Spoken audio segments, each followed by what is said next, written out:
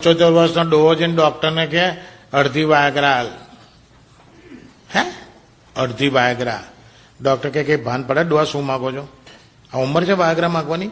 આ ઉંમર તો પ્રભુ ભક્તિમાં દાન આપો, મંદિરમાં જાઓ, આશ્રમમાં બેહો, અને તમે શું માનો છો અડધી વાયગ્રાની ડોહા કોઈ અસર ના થાય? ડોહા કે ચુદ્યા તું સમજે છે ને એવી અસર કરવી એ નહીં. અર તો અડધી વાયગ્રા હાલ, તા થોડું ઊંચું થાય તો પેશાબ કરતા ધોતિયું પલળે નહીં. કે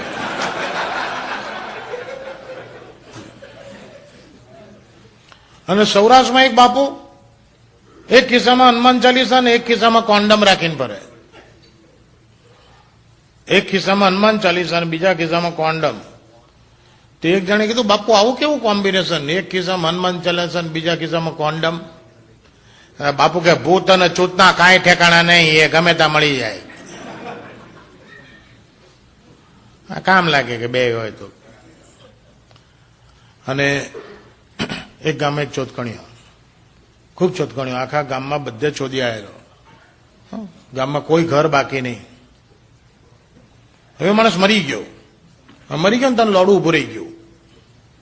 ડોક્ટર કે તમારા વાઈફ, તમારા હસબન્ડ ગુજરી ગયા છે. એની વાઈફને કીધું કે તમારા હસબન્ડ ગુજરી ગયા છે, પણ એમનું લોડું ઉભું રહી ગયું છે, શું કરીએ? તો કે કાપીને એની ગાળમાં ગાળ દો.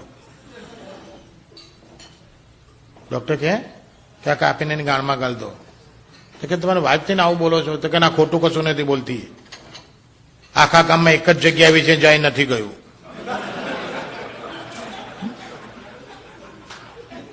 એટલે એને અફસોસ ના રહે કે આ જગ્યા હું નથી ગયું.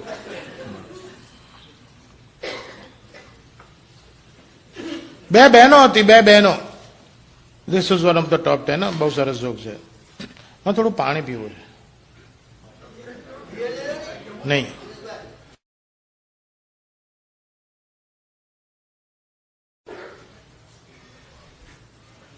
આજે તો અહીંયા સારું છે કે રાજેશભાઈએ તમને બધા મિત્રોને ભેગા કરી એવા કાર્યક્રમનું આયોજન કર્યું છે કે જેમાં બધાને સમજણ પડે અને મજા આવે. અમારા અમદાવાદમાં હમણાં એક નવી સ્ટાઇલ નીકળી છે, ના સમજણ પડે એવા પ્રોગ્રામ રાખવાની. વાણિયાઓ મુશાયરા ગોઠવે. વાણિયાઓને ઉર્દુ સાહિત્યના બાપે માર્યા વેર. બધા ઢેબરા લબ્બા લઈ લઈને આવ્યા હોય, ઓડિયન્સમાં બેન ઢેબરા ખાતા હોય. અને ઉર્દુનો કલાકાર તો પાછો લખનૌથી બોલાયેલો, જાણે ગુજરાતમાં કોઈ હોય નહીં. કલાકાર સ્ટેજ ઉપર આવ્યો, ઓડિયન્સમાં બધા વાણિયા ઢેબરા વાળા. પેલા શરૂ કર્યું કે गौर कीजिएगा, कार्यक्रम की शुरुआत में मैं कुछ उर्दू शेरों शायरियां पेश करूंगा, बाद में कुछ नज़में होगी, कुछ गजलें होगी. गौर कीजिएगा. शुरू करियो, हाँ बढ़ो. कि मैं जब पीने गया था मैं खाने में तो मैं की बदबू आती थी, मगर जब पी के निकले बाहर तो जन्नत नजर आती थी.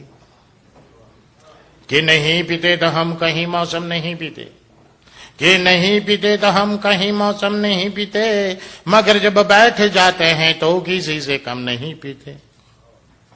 कि मैं घुस गया था पायखाने में मैं खाना समझकर, पायखाना मीन्स रेस्ट रूम, टॉयलेट. कि मैं घुस गया था पायखाने में मैं खाना समझकर, और उठा लिया लोटा लगा लिया मुंह पे पैमाना समझकर. कि शाम ढली तो शराब पी ली, शराब पी ली तो रात कट गई. कि शाम ढली तो शराब पी ली, शराब पी ली तो रात कट गई. सुबह उठकर हिसाब किया तो हिसाब देकर गांठ फट गई. એક મંદિરના કે મસ્જિદના ઓટલા ઉપર બેઠો બેઠો એક જણ દારૂ પીતો હતો. એને જોઈને પેલા પૂજારીએ મોઢું બગાડ્યું, પેલા મુલ્લાએ મોઢું બગાડ્યું કે stupid, do you know what are you doing? આ જગ્યાએ ચોદ્યા દારૂ પીવાય? તો પેલો જે દારૂ પીતો તેને મુલ્લાનો કે પુજારીનો હાથ પકડી તો કરે, હે ખુદા કે બંદે, અરે खुदा के बंदे, अगर ताकत है तेरी इबादत में तो ये मस्जिद को हिला के बता, अगर ताकत है तेरी इबादत में तो ये मंदिर को हिला के बता, वरना बैठ मेरे संग 2 घूंट पी और मस्जिद को हिलती देख, मंदिर को हिलता देख. જોતા તારી ભક્તિમાં જે તાકાત ની આ 2 પેગમાં છે, પી બધું હમણાં હલવા માંડી છે.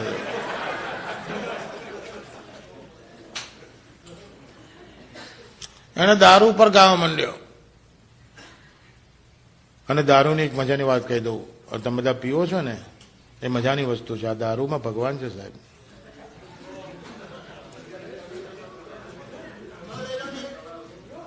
સાંભળજો સાંભળજો, બધી જુદી જુદી જાતના તમે દારૂ પીવો છો. હા, મારા છો, હમણાં કથા કરીશ. કે જીન બસી જાનકી, રમ में બસે રામ. જીન એટલા દારૂ તમે જે જીન પીવો છો ને એ.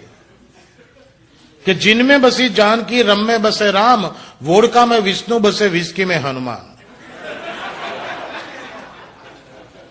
कि जिनमें बसी जानकी, रम में बसे राम, वोडका में विष्णु बसे, विस्की में हनुमान.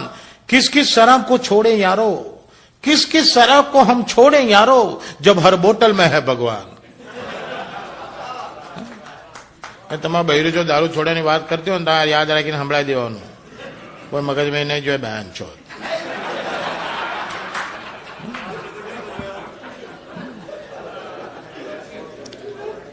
પેલા દારૂ પર ગાવા માંડ્યો ને તો પેલા વાણિયા બગડે કે ચોદ્યા ક્યાંથી આવ્યો છું, તો કે લખનઉ છે. ક્યાં આવ્યો છે? ભાન છે કે અમદાવાદ. અમારે અહીંયા નશાબંધી છે, ચોદ્યા અમારા અમુક દારૂ ગાય છે.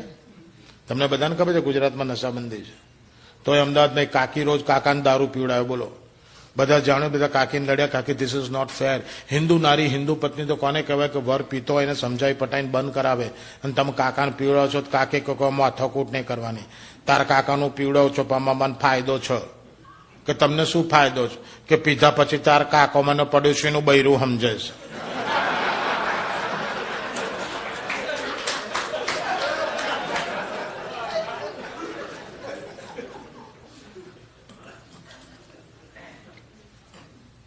વાણિયા બંધ કરે તો કે દારૂ નહીં, એલા કઈ બીજું ગા.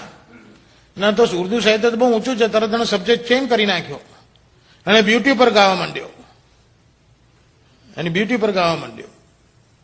એક શાયર મરી ગયો અને પછીની વાત છે કે એની ગર્લફ્રેન્ડ એકવાર એની કબર ઉપર આવી કે વાહ કે મેરી કબર પે મૂત કે ચલી ગઈ. કે આવી અને મારી કબર ઉપર મૂતરીને ગઈ. कि वहां के मेरी कब्र पे मूत के चली गई, मूत तो बहाना था यारो, वो चुद दिखा के चली गई.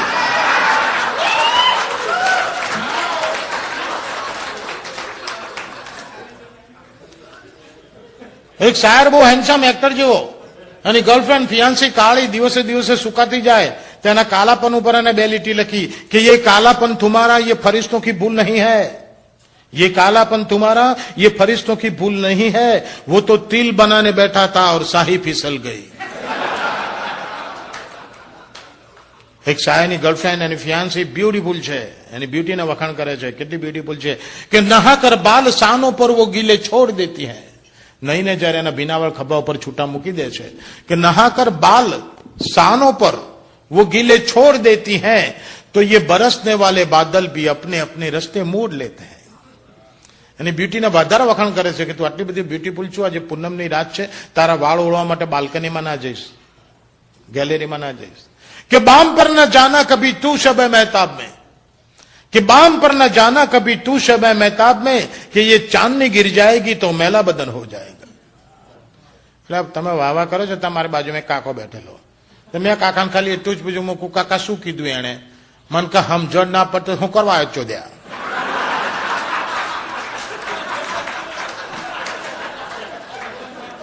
જાણે બધું સમજી ગયો હે. મેં કીધું કાકા ને આમ તો બધી સમજણ પડી, પણ બામ એટલે ખ્યાલ ના આવ્યો. મન કે એટલી સમજણ નહીં પડી ડોફા કે પેલા બૈરું બહુ દેખાવડું છે, તો એમ કે માથે બોમ્બ ના લગાવીશ, નહીતર કપાળ કાળું પડી જશે ને ગાલે એમને એમ રહેશે. ઢેબરું ખાવું છે? મૂકું નહીં ખાવું, તમે ખાવ, હું જતો રહું, હું જતો રહ્યો. પણ જેટલું ઊંચું આપણું ઉર્દુ સાહિત્ય છે ને એટલું જ ઊંચું આપણું ગુજરાતનું લોક સાહિત્ય છે, સૌરાષ્ટ્રનું લોક સાહિત્ય છે. એક ગરબો ગયા વર્ષે લંડનમાં ગવાયો ને, તે ગરબો પત્યા પછી એક ભાઈ મારી જોડે બબાલ થઈ ગયા અને મારી જોડે ડિબેટ કરવા આવ્યા. અહીં બેઠેલા ખબર છે લંડન વાળા ગુજરાતી બોલે કેવું બોલે? આઈને મને કહેતી કે ભાઈ this is all bloody bullshit બાના. મેં કહું કેમ? મેં કે આવું કઈ ગરબો હોતો હશે કે દૂધે તે ભરી તણાવડીને મોતીડે બાંધી પાર ઝીલણ ઝીલવા ગયા હતા ને ગરબે ગમવા ગયા હતા. દિનકપી બાના તમે કોઈ દી જોયું દૂધનું તળાવ? માની લો 2 મિનિટ કે દૂધનું તળાવ છે તેને મોતીની પાળી કરાય. દિનકરભાઈ, દૂધનું લેક હોય ને તો એને સિમેન્ટ કોન્ક્રીટની પાળ કરવી પડે, અંદરની સાઈડે ગ્લેસ ટાઇલ્સ લગાવવા પડે, ઉપરથી કવર કરવું પડે, ટેમ્પરેચર મેન્ટેન કરવું પડે, નહીતર 4 કલાકમાં દૂધ ફાટીને દહીં થઈ જાય. મેં કહું, કાં કહો તમે દૂધની દુકાન વાળા છો, કાં કહો રેફ્રિજરેશન એન્ડ કન્ડિશન વાળો, કાં કહો બિલ્ડિંગ કોન્ટ્રાક્ટર છો. મેં કહું તમે ગમે તે હોય ભાઈ, આ ગુજરાતના કે સૌરાષ્ટ્રના જે કવિએ ગરબો લખ્યો ને, લખતા તો લખી નાખો, પણ એ વખતે ખબર નહોતી કે મારા ગરબામાં ભણેલા ઘણા માણસો પણ હું મિસઅન્ડરસ્ટેન્ડ કરશે, નહીં સમજી શકે. એ બેટા બધા ગરબો સાંભળેલો છે ને, ગરબો કેવી રીતે લખાયો છે. જો આપણું સાહિત્ય કેટલું ઊંચું છે, લોક સાહિત્ય. દૂધે તે ભરી તલાવડીને મોતીડે બાંધી પાળ, ગરબો બહુ જૂનો છે.